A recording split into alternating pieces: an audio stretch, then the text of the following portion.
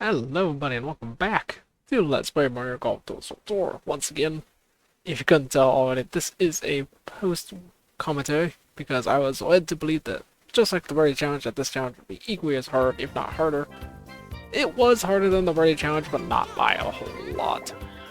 Either way, once again go Star Koopa Trooper, and instead of doing birdie challenge, one-on-one putt, which works almost identical to birdie challenge, except for the one caveat that your first shot has to land on the green. If you land on the fringe or anywhere else, you fail the challenge. And on top of that, obviously one putt, i.e. you have to make a birdie. You have to make it on the green and make a birdie. That's the only new challenge besides, or that's the only new challenge compared to the birdie challenge. So once again, basically doing the birdie challenge again. But now we have to make it in one shot. We'll make it on the green in one shot. And also a hold one does count if you make one. So, yeah, we're gonna be doing this again. Just post commentary. I thought this was gonna be harder. I didn't fail this first half at all. The front half, what, 9? Didn't fail at all. I did 9 holes, 1 try. And yeah, obviously it works just like the birdie challenge. You do the front 9, then you unlock the back 9, then you unlock 18 holes. So yeah, front 9 we'll see here I did first try. It was not that difficult. It wasn't that difficult in the birdie challenge either. Although I did make a few mistakes, but it didn't cause me to fail. Like a backspin here was kind of necessary. Yeah, and yeah, being the front half, all the putts are pretty easy. Although the funny thing is, I don't see why they added this other than just for the challenge.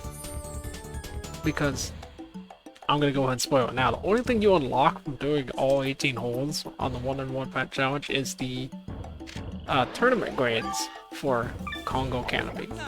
Which we haven't seen yet in this playthrough, and we won't see them until well, yeah, we probably won't see them until I start doing the other tournaments. But essentially, it just makes the greens more intense. Like the greens, instead of being green, obviously they're kind of a blue color. And the curves and how hard and power, whatever you hit it with, is a lot more exaggerated than it was originally. That's all it does. And why would you want that on the par 3 course? I don't know, but you can. So, that's all you unlock for doing this. But like I said, we're trying to unlock everything we can in this game besides ace difficulty. So I had to do the one-on-one putt challenge so I could unlock tournament greens for Congo Canopy. Wasn't much point in doing it, but we did it. Yeah. And I did have to cut out about like 6 minutes when I was doing the 18 holes. Had to cut out about 6 minutes because I got interrupted at that time and, well, just didn't want to stay there for 6 minutes watching nothing happen, so. I apologize if you heard that. I accidentally bumped my microphone. Which is impressive considering it's right next to my face. And I was going to scratch my nose, so I somehow bumped it on my left. I don't know. I'm special like that. And this is honestly, this might be the last time we see Koopa Troopa at all, because there's not much reason to use him now. And it's not because he's a bad character, but it's just I need more power because we're gonna be on the back tee and whatnot coming into the second round of tournaments. So I need more power than what he offers, but he did great for this. He was absolutely amazing for this challenge because his control is so good compared to everything else. So it worked out. I believe it was this hole or the other. I think it was this hole, but on the back half version. So when you're coming at it from a different angle that I messed up on. But I'll be honest, I only messed up a total of 3 times. Yeah, I only failed this challenge 3 times. And like that sounds like a lot, but at the same time, when it takes you like 5 minutes to do the whole thing, always part 9, the 9-hole version, it's not that bad. Like really, it's pretty well fine. And here we are didn't make a hole-in-one at all in the first half, but you know, considering it was my first try, I'll take it. First try, fun half is done in about 5 minutes almost exactly. Yay, clear. Now we got the back 9, which obviously we're just gonna jump straight to. Back to the menu, back to 1 player, back to Star Koopa, and back to one-on-one putt. Back half. Which I believe I did fail once on this back half. I failed once. Yeah, that's why. I failed once on the back 9. Failed twice on the... Gosh, I can't speak. I failed once on the back 9. Failed twice on the back 18. Back 18. On all 18 holes. Gosh dang. And I will point out the holes that I failed on. Because there's only 2 of them. I just failed twice on the hole. When I was doing the back half. So, it did get a little difficult, but it was more just kind of learning about how hard I should hit it, or if I should use backspin or not on some shots, like obviously here. I wish we could use the approach mode for this, because it'd be a lot easier, but you're just out of range. And just like the birdie challenge, now the wind starts coming into it when you get to the back half. So that's all that we changed, is that the wind is now windy. I guess. Also, I almost hit it too hard there. That was almost a fail simply by my own error. And I guess it's all your own error. And also the wind being, of course, pointing straight at the water every time I'm on this hole is just annoying. Like, come on. Let me play the game, and also my accuracy and my power were off, but whatever. It's not that bad on this hole, especially using Koopa. We still had pretty good accuracy. And there's only like 1 or 2 greens where the slopes are actually pretty hard to work around with putting. Other than that, it's not that difficult. So it is most times just a pretty typical straightforward putt on these greens. And I'm trying to remember. It's been 3 weeks since I recorded this, by the way, so I can't remember fully what happens. I don't remember at all if I got a hole-in-one on any of these holes, if I got a hole-in-one at all during this challenge. So, that'll be a bit of a surprise to me too. Yeah. Mission hole 13. I keep wanting to say mission because I'm so used to Hogs of War talking about the missions, but the hole 13. Pretty easy. Hole 14, once again, pretty easy. Just knock it over the waterfall and put it on the green. I noticed I'm putting backspin on like almost every shot so far, which is understandable because I'm worried about overhitting it. Also understandable for this one because I'm using a 4-iron. It's gonna bounce a little bit, but we made it just fine. Another birdie in the bag. Losing my voice. Hole 15. I always get slightly intimidated by hole 15, and it's only because there's water. But there's not much else. Other than that, it's a pretty wide green. Oh, that was close.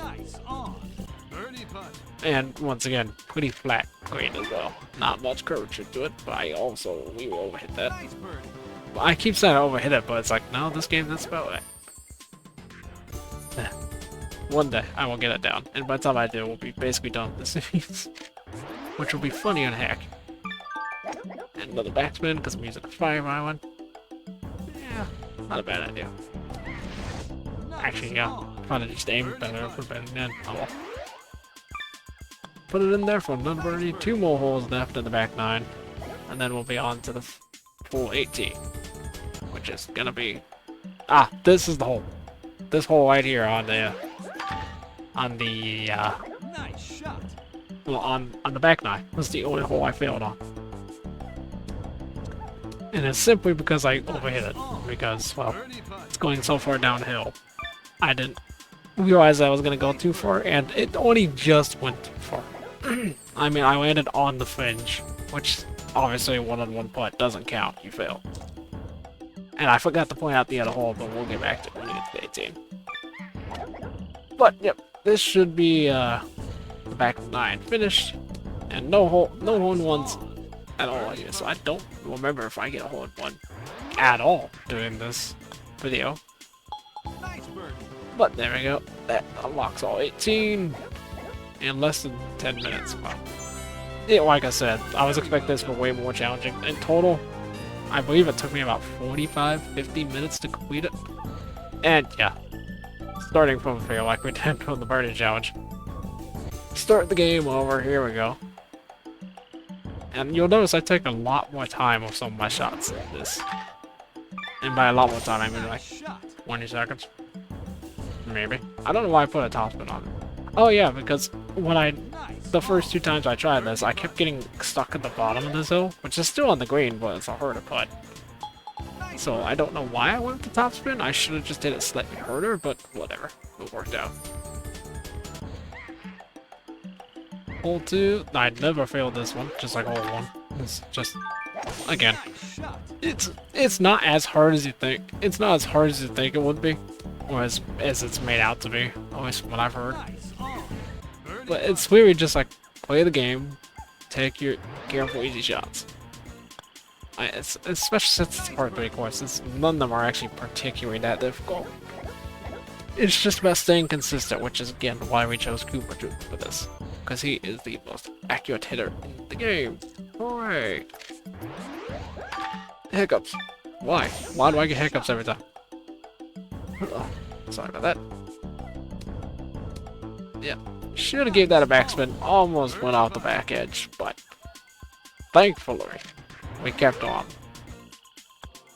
And I almost hit it too less. Too weak. Ugh. English is hard nowadays.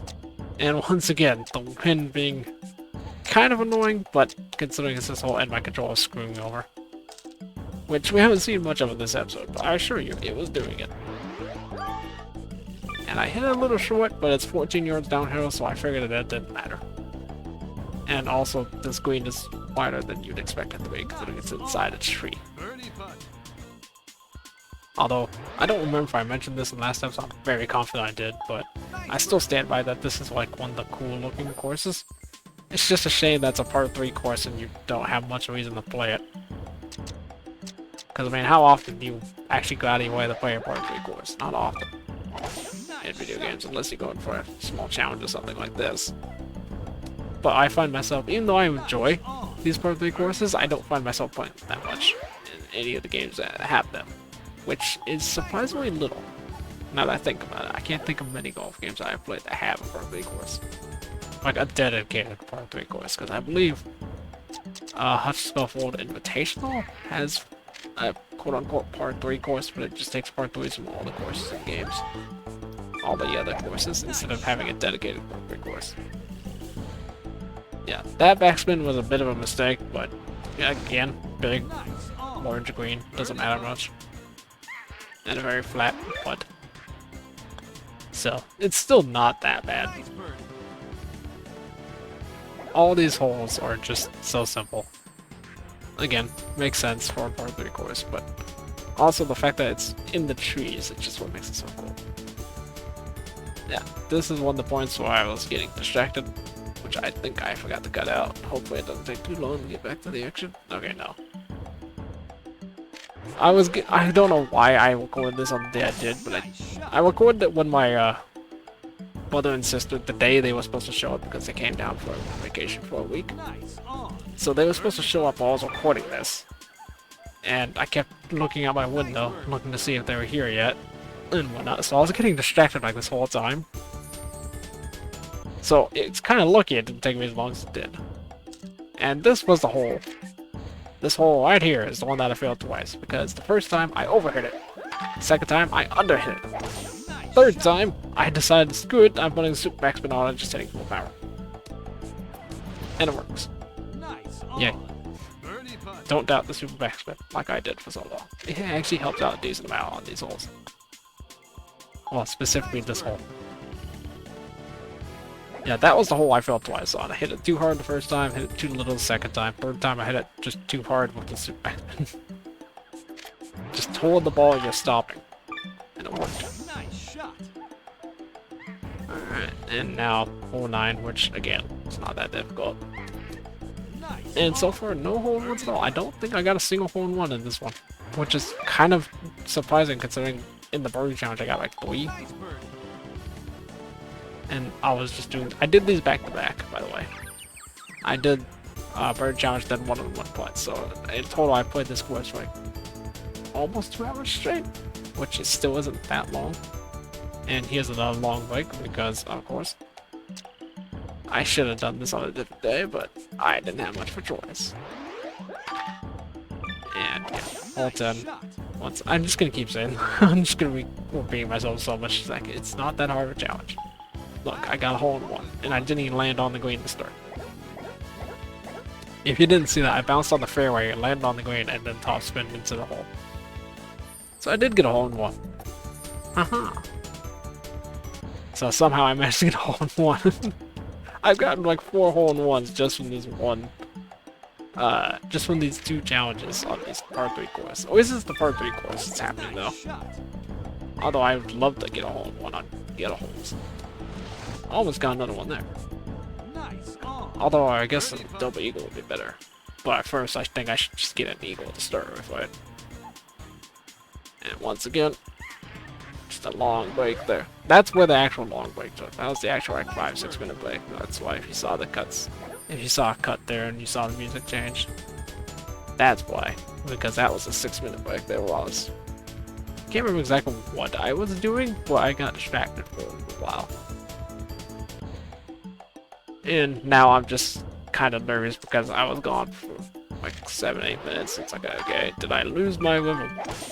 Because it's pretty easy for me to lose my rhythm when I'm playing like a golf game if I get distracted for a couple minutes. This is first pin shot. First and maybe only, I don't remember. But the pin shots are pretty dangerous actually in this game mode because again, it's a one-on-one play. If you hit the pin and bounce off the green, sorry, you failed. So it's kind of dangerous to hit the pin. And I messed up the accuracy a bit there, but I'm playing as Koopa. It's not going to stray that far. Maybe I should have been a backspin on that, but whatever. Black green, yeah. These holes are just... they're built to be easy. That's the whole reason for a par 3 course, but it's still just kind of like, man, did they have to make 2 challenges for this? Why couldn't it have just been 1? Or like a combined challenge, because one-on-one putt and birdie challenge literally only have 1 rule change between the 2 of them. And it's just the fact that, hey, now you can't land on. Now you have to land on the green instead of chipping it for a green. Okay, why wasn't this just a challenge in the first place? Instead of making me do this twice, technically. Yeah, whatever. I'm not gonna complain too much considering the game is like 23 years old, 20-something years old at this point. Which is kind of ridiculous for me to think, but it's true. It's kind of weird to think that something like this is 20 years old, but it's also like, yeah, it is. And it's still like one of the best Mario Golf games, because no offense to the people that like Super Rush, I played through it. Didn't like it. I don't know if I've said this during the playthrough. I probably have at some point, but I can't remember. But yeah, it's the new Mario Golf game. Like, I say new, it's like 4 years old at this point. But Mario Golf Super Rush for the Switch just wasn't fun. They really took out all the actual things of like golf and just made it boring. Because it's like, okay, how do you do a spin? Very awkwardly. Okay. And then you can't do anything about the impact. It's just random. That's really frustrating. That got rid of a lot of specifics that I enjoy about golf games. It's the precision. And there's no precision in that game. So that's fun. Whatever. I don't have to play it again, no one's forcing me. Well, maybe someday we'll play it on this channel, but that's probably a long ways out. Oh, I fell.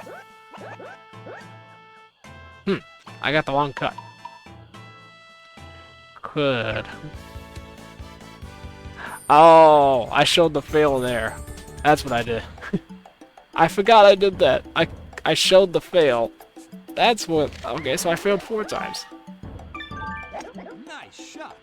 Okay, I forgot. I showed the fail there, and then I cut in the actual winning one at the same hole. Okay. I forgot I did that. My bad. I was wondering, it's like, man, did I grab the wrong video? No, this is the correct video. I just forgot I did that. I forgot I showed the fail. And my controller's screwing with me. Of course it is. So yeah, you guys saw that. You guys saw? I missed it. So it took me 4 tries apparently. I forgot. Why did I keep that one specific one in? I don't remember, but I did apparently. Whatever. Still showed I complete the challenger. And this is one-on-one putt still, you'll see when we complete this. It should be at least. Unless I just completely screwed up and I need to go a quad more, which is a problem because I don't have much time. I don't have much time when I'm recording most days nowadays. But we'll see if this goes in or not. If it don't, well, I'm gonna cry. I don't know why I cry, but I'll cry. It's good enough. Alright, so I didn't remember I did that, but I guess that was just to kind of show all the holes and then just cut to a winning one, so I guess. I don't remember. Either way, though, that is challenge completed. One-on-one putt modes, which gives us tournament greens for Congo Canada. Hooray! And that's just about it. So I hope you guys enjoyed, and I shall see you next time when we get back to live commentary. Bye bye.